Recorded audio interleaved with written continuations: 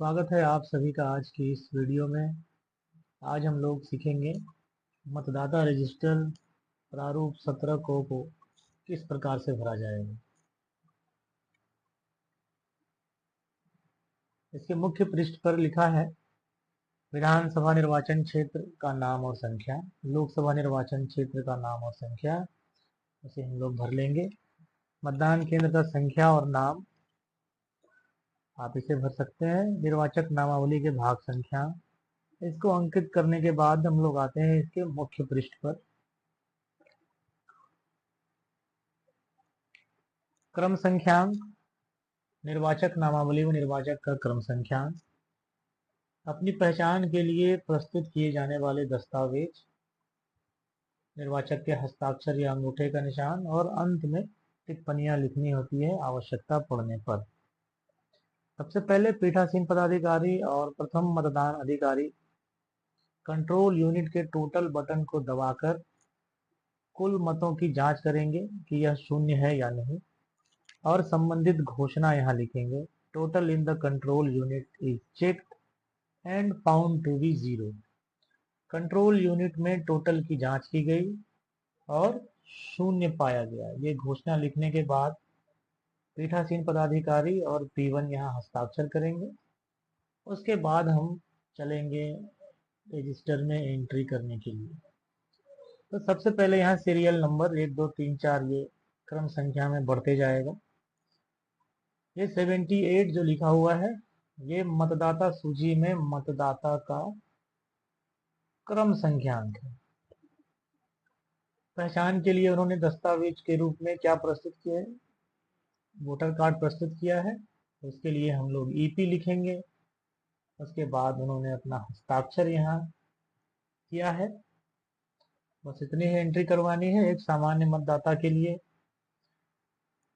मतदाता पहचान पत्र के अलावे अगर कोई अन्य फोटोयुक्त पहचान पत्र लाते हैं तो उसके लिए उसका शॉर्ट नाम लिखा जाएगा। जैसे कि यहाँ पे ड्राइविंग लाइसेंस लेकर आए हैं ये मतदाता, डीएल और उनके ड्राइविंग लाइसेंस के सीरियल नंबर का अंतिम 4 क्रमांक यहाँ पे लिखा जाएगा।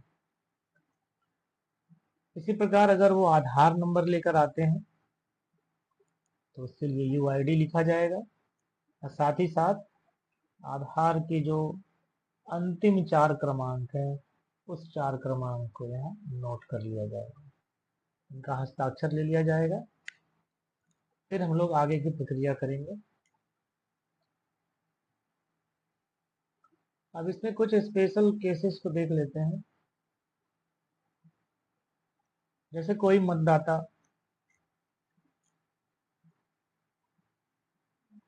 17A मतदाता रजिस्टर में अपनी एंट्री करवा लेते हैं, हस्ताक्षर भी कर लेते हैं और वोटिंग कंपार्टमेंट में जाने के बाद वो विनिश्चय नहीं कर पाते कि मुझे किसके पक्ष में मत डालना है। तो उस परिस्थिति में वो मत डालने से इनकार कर सकते हैं और वो वापस जाने के लिए तैयार हो सकते हैं।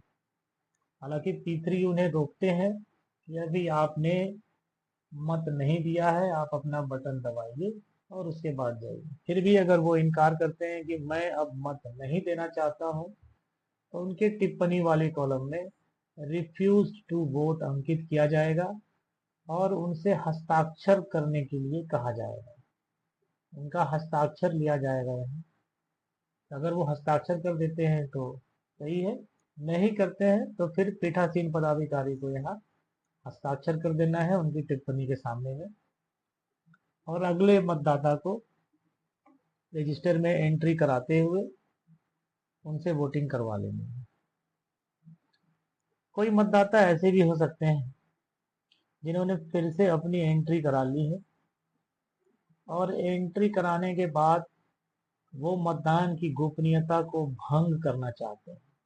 मतदान की गोपनीयता को भंग करने के मामले हो सकते हैं कि वो किसी उम्मीदवार के पक्ष में किसी और को मत डालने के लिए कह रहे हो या ये कह रहे हो कि मैं इनके पक्ष में मत डालना चाहता हूं। तो उस परिस्थिति में उन्हें मत देने से रोक दिया जाएगा और उनके अभियुक्ति वाले कॉलम में नॉट अलाउड टू वोट या मत देने से रोका गया उसे हम यहाँ पर अंकित कर सकते हैं। और साथ ही साथ दूसरी परिस्थिति में कोई मतदाता ऐसे हैं जिन्होंने फिर से रजिस्टर में अपनी सारी एंट्री करा ली है, अपना हस्ताक्षर भी कर दिया है और मतदान प्रकोष्ठ की तरफ जाते हुए वो मत की गोपनीयता को भंग करने संबंधी कार्य करते हैं। वो कहते हैं कि मैं किसी कैंडिडेट के पक्ष में मत डालने जा रहा हूँ, या पीछे वाले मतदाता को कहते हैं कि आप इसके पक्ष में मत डालिए, तो उस परिस्थिति में उन्हें मत देने से रोकने का अधिकार हमें दिया गया है और वो नियम है 49M।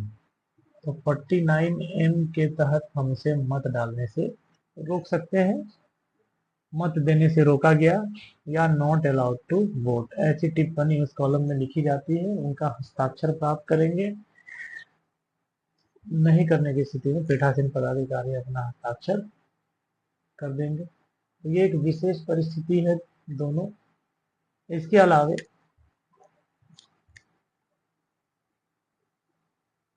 ASD वोटर्स, ASD की एक सूची दी जाती है। उस सूची को एक बार मैं दिखाता हूं आपको कि ASD सूची, अगर इस सूची से कोई मतदाता आते हैं तो उस परिस्थिति में क्या क्या किया जाएगा। जैसे ये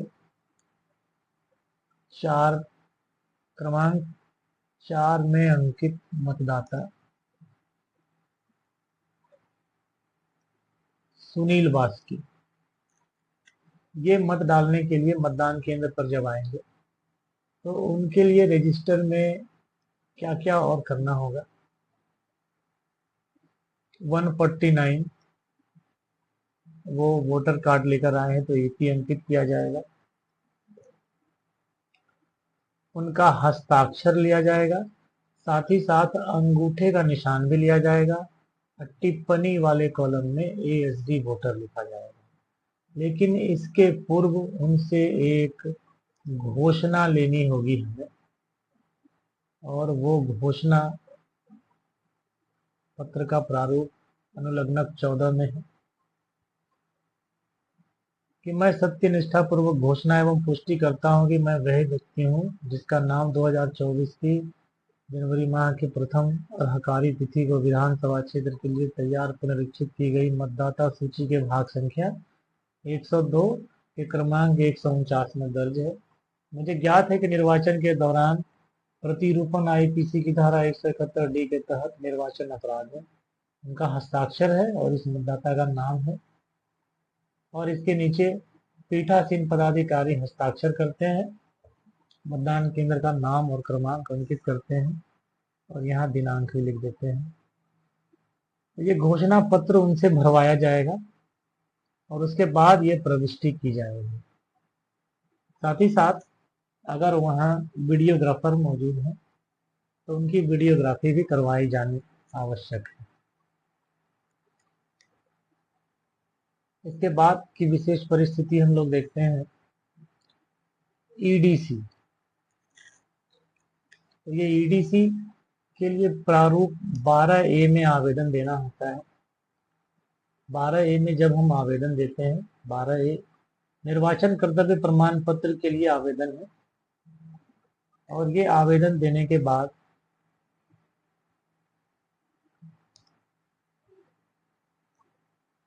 EDC के आधार पर मत देने के लिए एक प्रमाण पत्र दिया जाता है, जिसे हम लोग निर्वाचन कर्तव्य प्रमाण पत्र कहते हैं। उसमें यहाँ संख्या अंकित होगी और इसमें जितने भी फील्ड्स हैं वो भरे हुए होंगे, और रिटर्निंग अधिकारी का यहाँ पर हस्ताक्षर होता है।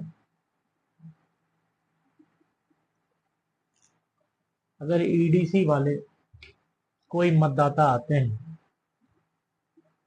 तो 17A में उनकी एंट्री कैसे की जाएगी उसको देखिए। 164 ये सीरियल नंबर है, मतदाता सूची में इसका सीरियल नंबर है। 25 ये पार्ट नंबर है, भाग संख्या। और 02 बोरियो ये विधानसभा का नंबर है।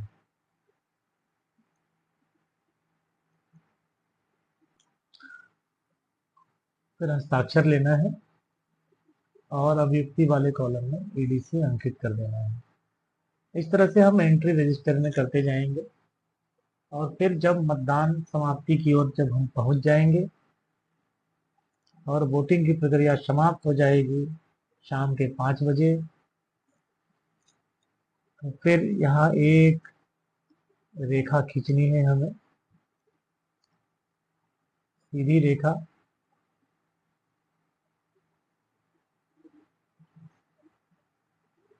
और यहाँ लिखना है the serial number of last entry in form 17A is 400। तो यहाँ 400 हुआ है इसलिए हम लोग 400 लिखेंगे और आपके रजिस्टर में जो लास्ट एंट्री होगी उसका यहाँ नंबर लिख दिया जाएगा।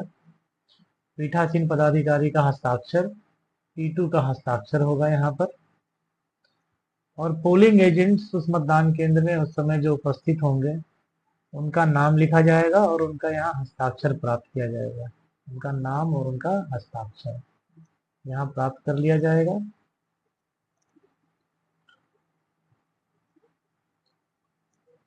सबसे नीचे पीठासीन अधिकारी के हस्ताक्षर और उनकी जो मोहर होती है, विधानसभा पब्लिक निर्वाचन मतदान केंद्र संबंधी जो एक डिस्टिंग्विश मार्क वाली मुहर है, ये मुहर जहां जहां पीठासीन अधिकारी के हस्ताक्षर होंगे वहां लगाई जाएगी।